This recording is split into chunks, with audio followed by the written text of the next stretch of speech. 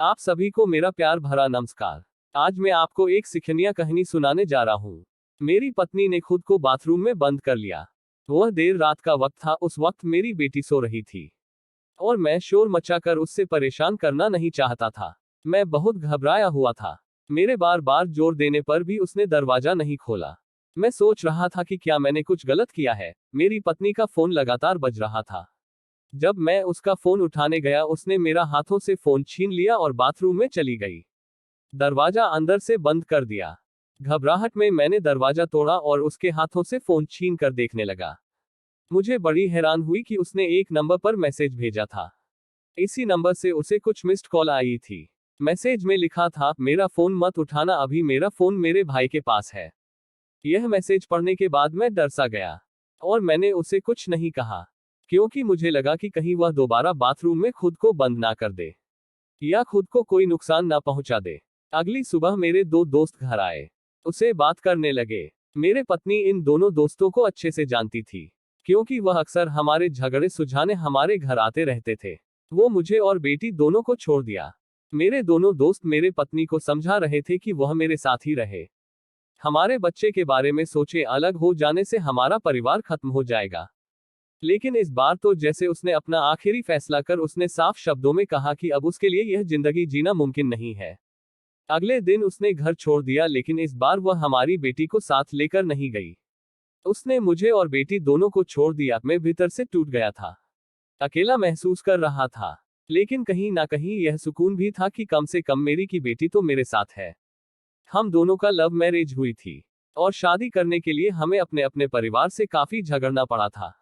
जब हमारी बेटी 3 महीने की थी तब भी वह घर से चल गई थी और बेटी को भी साथ ले गई थी।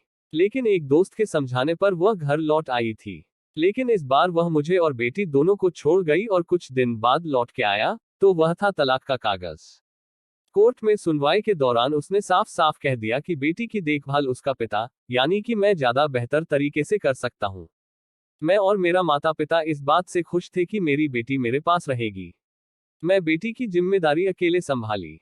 अलग होने के शुरुआती दिनों में मुझे अक्सर यह ख्वाब आता कि हम फिर से एक हो गए हैं और तीनों एक साथ रहने लगे हैं। कभी कभी मुझे डर सा लगता कि कहीं किसी दिन वह लौट आए और मुझसे मेरा बेटी को ना छीन ले। जब हम साथ रहते थे तो हम अपने बेटी की जिम्मेदारियां को आपस में बांट लेते थे, लेकिन अब सारी जिम्मेदारियां मुझे अकेले ही निभानी थी। मेरे माता पिता भी वहां थे, मेरा मदद करते थे, लेकिन मैं चाहता था कि मेरी बेटी को कभी अपनी मां की कमी महसूस ना हो। छोटी उम्र से ही मेरा बैटरी को इतिहास से जुड़ी जगह पर जाने का शौक था, इसलिए कई दफा मैं उसे अलग अलग जगहों पर लेकर जाता। इस दौरान अगर कभी कोई उससे पूछता कि तुम्हारी माँ कहाँ है तो वह चुप हो जाती थी। जब भी कोई मुझे बुरा भला कहता तो वह हमेशा मेरा बचाव करती। जब मैं परेशान या हताश होता तो मेरा हौसला बढ़ाती। लेकिन उसने कभी भी मुझसे अपनी माँ के बारे में नहीं पूछा। हालांकि माँ शब्द सुनने पर उसकी चुप्पी का अंदाज मुझे हो जाता। मुझे महसूस होता कि अगर उसकी माँ उसके साथ होती तो शायद वह और ज्यादा खुलकर अपनी बातें रख पाती। कुछ साल पहले मेरा बहुत खतरनाक एक्सीडेंट हुआ और मुझे बहुत गंभीर चोटें आई। जब मैं अस्पताल में उसके बाद घर में इन चोटों से उभर रहा था तब मेरी बेटी मेरा सहारा बनी। वह मेरा दबाव का ख्याल रखती थी, हमेशा मेरा साथ रहती थी। इतनी ही नहीं, वह मेरी माँ की बीमारी का ध्यान भी रखने लगी। मेरा माँ को डायबिटीज की बीमारी है। वह उन्हें डॉक्टर के बताए अनुसार इंसुलिन की डोज देती। मुझे कई लोगों ने दूसरी शादी करने की सलाह दी, लेकिन मेरे लिए अपनी पत्नी को भुला पाना, उसके साथ तलाक को भुला पाना आसान नहीं था। आखिर हमारी लव मैरिज हुई थी और मेरी बेटी 13 साल की हो गई है और मेरे माता पिता चाहते हैं कि मेरे साथ बाहर ज्यादा घूमने ना जाए, क्योंकि अगर घूमने के दौरान उससे माहवारी हो गई तो शायद मैं उससे संभाल नहीं पाऊंगा।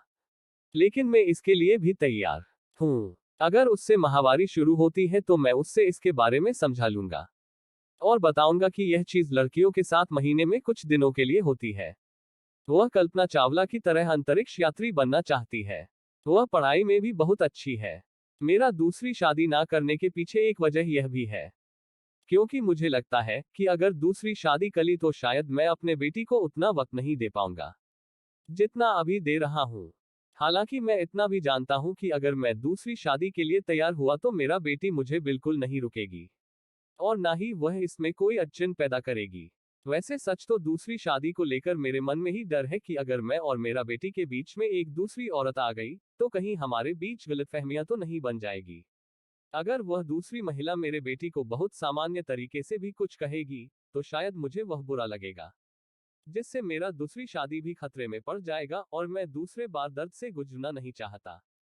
यही वजह है कि मैं दूसरी शादी ही नहीं करना चाहता हूँ। मेरी जिंदगी की अब बस एक ही मकसद है और वह है मेरी प्यारी बेटी की खुशी। अगर मेरा ये कहानी आपको अच्छा लगा तो प्लीज यह वीडियो को लाइक करो, शेयर करो और चैनल को सब्सक्राइब करो।